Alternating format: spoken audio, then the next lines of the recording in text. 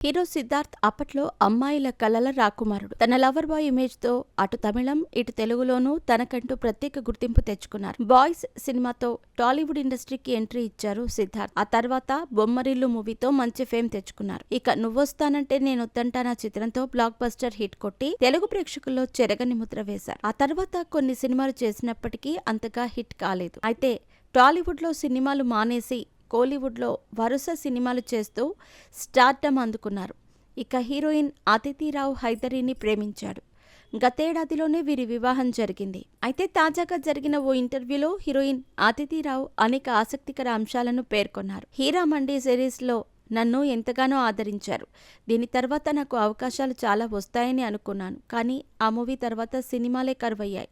ఇక సిద్ధార్థ్ పెళ్లి చేసుకుందాం అనగానే సెకండ్ కూడా ఆలోచించకుండా ఓకే చేశాను. సిద్ధార్థ్ చాలా మంచి మనిషి.